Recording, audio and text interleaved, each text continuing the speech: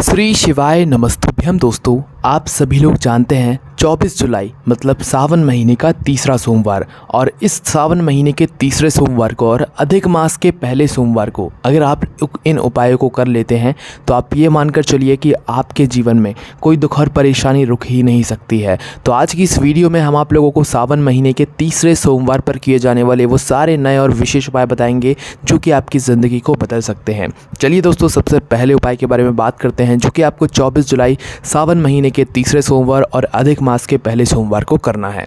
तो दोस्तों, इस उपाय में आपको करना क्या है कि अगर आपके जीवन में बहुत सारी अटकलें आ रही हैं, बहुत सारी दुख और समस्याएं चल रही हैं, मतलब कोई काम आप करने जाते हैं तो वो रुक ही जाता है, उसमें आप सफल हो ही नहीं पाते हैं, तो उस स्थान पर आपको यह वाला उपाय करना चाहिए। इस उपाय में आपको करना क्या है कि 1 लोटा जल लेना है। उस 1 लोटे जल के अंदर आपको थोड़ा सा लाल चंदन का छींटा डाल देना है, मतलब थोड़ा सा लाल चंदन लेकर उस जल पात्र के अंदर डाल देना है। ठीक है। अब डालने के बाद इस जल पात्र को लेकर आपको जाना है बेलपत्री के वृक्ष के नीचे। ऐसा बेलपत्री का वृक्ष जो कि बड़ा हो, है ना, उस बेलपत्री के वृक्ष के नीचे पहुंचिए और उस बेलपत्री के वृक्ष की जो जड़ होगी, मतलब जो जड़ आप लोगों को दिखती है नीचे के साइड में, तो उस बेलपत्री के वृक्ष की जड़ में आपको यह लाल चंदन का जल समर्पित कर देना है। लाल चंदन का जल जैसे ही आप लोग समर्पित करते हैं, उसके बाद वहीं पर बैठकर भगवान से प्रार्थना कीजिए कि आपके जीवन में जो भी काम रुक रहा हो, अटकलें आ रही हो, जीवन में परेशानियां चल रही हो, उसके बारे में आप बोलकर प्रार्थना करके धूप देकर आप आ सकते हैं। इस उपाय करने के बाद आपके जीवन से निश्चित ही दुख और समस्याएं दूर ज़रूर हो जाएंगी। ठीक है। उसके बाद में दोस्तों अब बात करते हैं अगले उपाय के बारे में।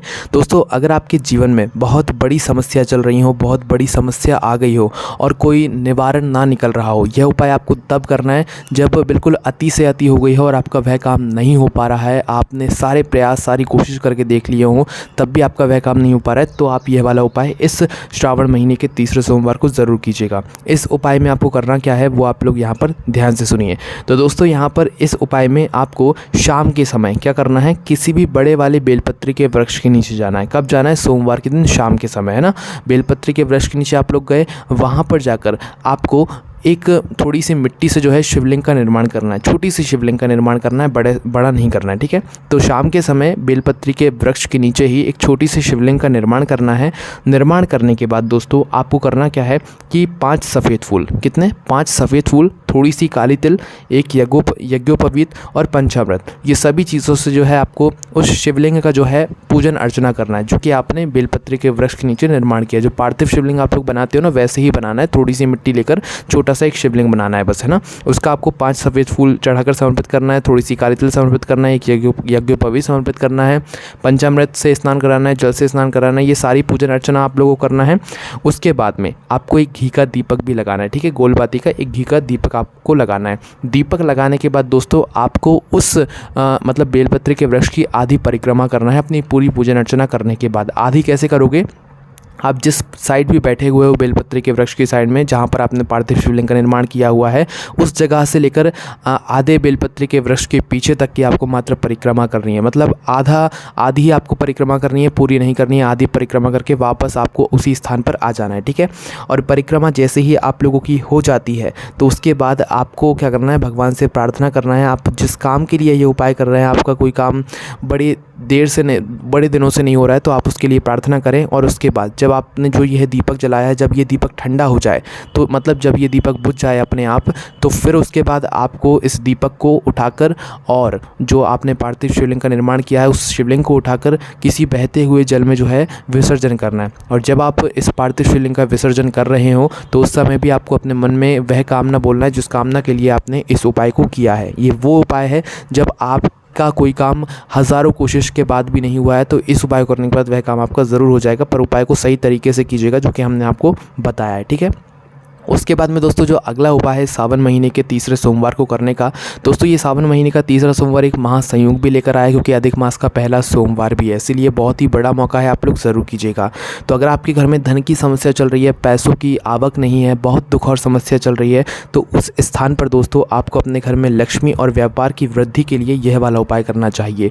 इस उपाय में आपको बड़े वाले बेलपत्री के वृक्ष के नीचे क्या करना है, एक गोल बाती का घी का दीपक लेकर जाना है। कब जाना है? सोमवार के दिन शाम के समय प्रदोष काल में लगभग 6 से 7 बजे के बीच में, और वहाँ पर जाकर बेलपत्री के वृक्ष नीचे दीपक को लगाना है, जलाना है, और जलाने के बाद भगवान से प्रार्थना करना है। प्रार्थना करने के बाद वहीं से उसी बेलपत्री के वृक्ष के नीचे से थोड़ी सी आपको मिट्टी उठाना है और उस मिट्टी को लेकर आपको अपने घर आना है, और अपने घर में आकर कहीं पर भी आप अपने गमले में या कहीं पर भी अपने घर के आंगन में उस मिट्टी को डाल दीजिए। ठीक है, इस उपाय को करने से होगा क्या कि आपके घर में माता लक्ष्मी की कृपा होगी, आपके घर में जो है धन की आवक आना शुरू हो जाएगी, क्योंकि सोमवार के दिन शाम के समय माता लक्ष्मी जी का जो है उस बेलपत्री के वृक्ष नीचे वास रहता है। वो वहाँ पर बुआरी करती हैं, झाड़ू लगाती हैं उस समय, है ना। इसीलिए यहाँ पर इस उपाय का बहुत ही विशेष महत्व है। चलिए दोस्तों, अब हम बात करते हैं अगले उपाय के बारे में, जो कि आपको श्रावण महीने के तीसरे सोमवार के दिन करना है। दोस्तों, इस उपाय को करने के बाद आप अपनी मनोकामना पूर्ण करा सकते हैं भगवान शिव जी से, है ना। इस उपाय में आपको कोई भी 108 सामग्री लेना है। सबसे आसान और सबसे उत्तम जो रहेगा वो रहेगा 108 चावल के दाने। 108 चावल के दाने बिना टूटे हुए, कोई भी टूटे हुए चावल के दाने नहीं होने चाहिए। ठीक है, तो आपको क्या करना है, 108 चावल के दाने लेना है, और 108 चावल के दाने लेने के बाद आपको पहुंचना है भगवान शिव जी के मंदिर में। ठीक है, भगवान शिव जी के मंदिर में जब आप पहुँचेंगे तो आपको करना क्या है कि अपने सीधे हाथ की हथेली में, देखो 2 तरीक़ों से आप इन 108 चावल के दानों को अपनी मनोकामना पूर्ति के लिए भगवान शिव जी पर समर्पित कर सकते हो।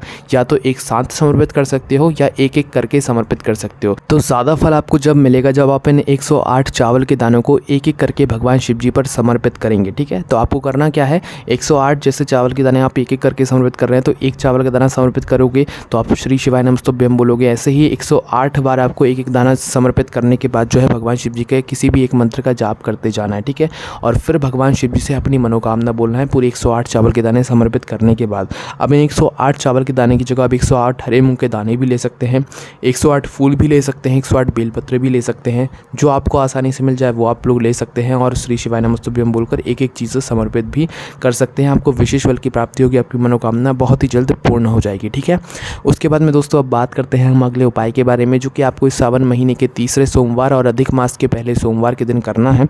इस उपाय में आपको करना क्या है कि अगर आपके जीवन में पेट से जुड़ी हुई समस्या आपको चल रही है, बीमारी चल रही है आपके पेट में, या आपको पेट से उधर से जुड़ी हुई कोई समस्या चल रही है और डॉक्टर ने ऑपरेशन का बोल दिया है, तो उस स्थान पर भी यह वाला उपाय आपको बहुत काम आएगा। ये उपाय आपको ज़रूर करना चाहिए। ठीक है, इस उपाय में आपको करना क्या है, किसी भी बड़े वाले बेलपत्री के वृक्ष के नीचे जाना है। कब जाना है, बेलपत्री के वृक्ष के नीचे जाना है। ठीक है, और बड़े वाले बेलपत्री के वृक्ष के नीचे जाकर आपको क्या करना है कि एक बेलपत्री का पत्ता अपने साथ लेकर जाना है ना। एक बेलपत्री आपको अपने साथ रखकर लेकर जाना है, और एक गोल बाती का 2 बाती का घी का दीपक लेकर जाना है, जिसमें 2 बाती हो ना, वो वाला दीपक आपको लेकर जाना है ना। अपने दीपक में 2 बाती रख कर लेकर जाना है, और बड़े वाले बेलपत्री के वृक्ष के नीचे पहुँचना है। पहुँचने के बाद उसी बेलपत्री के वृक्ष के नीचे सबसे पहले आपको अपना वह बेलपत्री का पत्ता समर्पित करना है, बेलपत्री समर्पित करनी है। समर्पित करने के बाद उसी बेलपत्री के सामने, जो आपने बेलपत्री समर्पित करी है, उसी बेलपत्री के सामने अपना वह 2 बाती का घी का दीपक रखिए और उसको प्रज्वलित करिए, जला दीजिए। और जलाने के बाद भगवान से प्रार्थना करिए कि आपके घर में अगर किसी को पेट की समस्या है, उधर से जुड़ी हुई समस्या है, खाना नहीं पच पाता है, बहुत दिक्कत समस्या है, ऑपरेशन का डॉक्टर ने बोल दिया है, तो ऐसी प्रार्थना करेंगे तो आपका वह काम सफल हो जाएगा और किसी भी ऑपरेशन की ज़रूरत नहीं पड़ेगी, और उधर से जुड़ी हुई, पेट से जुड़ी जो भी समस्या होगी वो भी दूर हो जाएगी। ठीक है, उसके बाद दोस्तों अब बात करते हैं अगले उपाय के बारे में, जिस उपाय को आप अपने घर में ही कर सकते हैं, और इस उपाय करने का आपको बहुत ही विशेष फल यहाँ पर मिलेगा। भगवान भोलेनाथ की कृपा आपके घर परिवार पर होगी। ठीक है, तो दोस्तों अब इस उपाय में आप लोगों को करना ये है कि आपके घर में जो भी गमला हो और उसमें जो भी पौधा लगा हुआ हो, उसी गमले के पौधे के नीचे आपको उसी गमले की मिट्टी से एक पार्थिव शिवलिंग का वहीं के वहीं निर्माण करना है। अलग से मिट्टी भी नहीं लाना है, कुछ नहीं करना है। उसी गमले की मिट्टी को थोड़ा सा ऊपर उठाकर शिवलिंग का आकार दे देना है।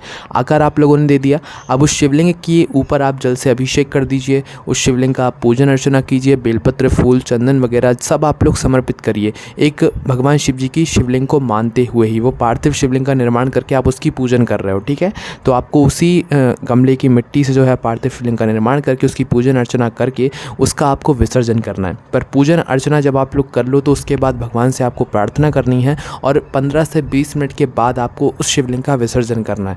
15 से 20 मिनट बाद जब आप उसका विसर्जन करोगे तो विसर्जन आपको क्या करना है, थोड़ा सा अलग से शुद्ध जल रखना है और उसके ऊपर समर्पित कर देना है, और बस वहीं पर विसर्जन हो जाएगा। उसको साथ आपको अलग से कुछ करने की ज़रूरत नहीं है, वो अपने आप ही मिट्टी में वहाँ पर वो पार्थिव शिवलिंग समा जाएगा। ठीक है, इस उपाय को करने से होगा ये कि आपके घर में भगवान शिव की असीम कृपा होगी और आपके घर में कभी कोई दुख समस्या नहीं आएगी। करके ज़रूर देखिएगा दोस्तों ये उपाय सावन अधिक मास का बहुत ही विशेष उपाय है और इस उपाय को आपको वैसे तो करना पूरे सावन में चाहिए, पर विशेष दिनों पर करोगे तो आपको और ज़्यादा फल की यहाँ पर प्राप्ति होगी। उसके बाद में दोस्तों बात करते हैं अगले उपाय के बारे में, जो कि आपको इस सावन महीने के तीसरे सोमवार और अधिक मास के पहले सोमवार के दिन करना है। इस उपाय में आपको करना क्या है कि 5 बेलपत्री लेना है, 1 लोटा जल लेना है, पहुँच जाना है प्रातःकाल सुबह भगवान शिव जी के मंदिर में। 5 अलग अलग स्थानों पर बेलपत्री को समर्पित करना है, साथ ही में थोड़ा थोड़ा जल भी समर्पित करना है। कैसे करना है, कौन से वो स्थान है वो आप सुनिए। सबसे पहले आप भगवान शिव जी के सामने पहुंच जाइए, आसपास पहुंच जाइए, 5 बेलपत्री और 1 लोटा जल को लेकर सोमवार के दिन प्रातःकाल सुबह, ठीक है।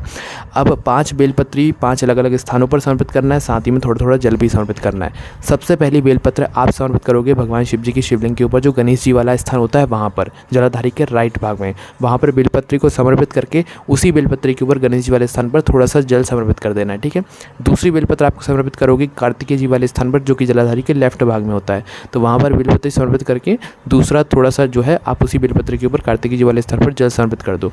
तीसरी बेलपत्र आप समर्पित करोगे माता अशोक सुंदरी जी वाले स्थान पर, जो कि जलाधारी के बिल्कुल बीचों बीच होता है, वहाँ पर तीसरी बेलपत्र समर्पित करके थोड़ा सा जल उसी बेलपत्र के ऊपर आपको समर्पित कर देना है, ठीक है।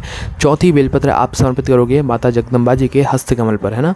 और जगदम्बा जी के जब हस्तकमल पर यह चौथी बेलपत्र समर्पित करोगे तो ध्यान इस बात का ये रखना है कि इस बेलपत्र को आप शिवलिंग के पीछे साइड बैठकर ही या खड़े होकर ही समर्पित करो, ठीक है। बैठकर ही आप लोग समर्पित करो कि आपका मुख जो है, जो कि मतलब जहाँ से जल बहता हुआ जाता है नीचे की तरफ गिरता है, उस तरफ होना चाहिए। फिर आपको उस तरफ मुख करके जो है इस बेलपत्र को वहाँ पर आपको समर्पित करना है, ठीक है। समर्पित करने के बाद क्या करना है, वहाँ पर भी आपको थोड़ा सा जल समर्पित करना है। फिर जो 5वां स्थान होगा वो होगा भगवान शिव जी की शिवलिंग के ऊपर, और उस 5वें स्थान पर भी आप लोगों को जो है बेलपत्र समर्पित करके फिर उसके बाद जितने भी आपके लोटे में जल बचा हुआ होगा वो पूरा आपको एक धारा से भगवान शिव जी की शिवलिंग के ऊपर बेलपत्र को समर्पित करने के बाद जल को समर्पित कर देना है। और जल को समर्पित करने के बाद भगवान से आपको प्रार्थना करना है। जो आप भगवान शिव जी से मांगना चाहें वो मांग सकते हैं, अन्यथा कुछ नहीं भी मांगेंगे तो भी भगवान शिव जी आपको बिना मांगे सब कुछ प्रदान जरूर करेंगे, है ना। उसके बाद में दोस्तों सावन का तीसरा सोमवार है और अधिक मास का पहला सोमवार है, तो भगवान शिव जी के मंदिर की साफ़ सफाई का भी आपको विशेष फल मिलेगा, तो आप ज़रूर करिएगा। और अगर हो सके तो भाई इस दिन आपको अगर एक पारिजात का फूल मिल जाए तो आप भगवान शिव जी पर ज़रूर चढ़ाइएगा, और एक बेलपत्र अगर आपको मिल जाए तो शाम के समय ज़रूर चढ़ा कर आइएगा। ये वो काम है जो कि आपको किसी मनोकामना के लिए नहीं, बस भगवान को प्रसन्न करने के लिए करने हैं। तो आपको कोई भी समस्या आती है उपाय करने में, आप हमसे कमेंट करके पूछ सकते हैं। और ज़्यादा जानकारी के लिए आप हमारी वेबसाइट भोलेनाथभक्ति.com का भी सहारा ले सकते हैं। सभी उपाय को पढ़ने के लिए आपको कोई भी समस्या आती है तो कमेंट करके पूछ सकते हैं। ओम नमः शिवाय, जय बोलिया बस, श्री शिवाय नमस्तुभ्यम।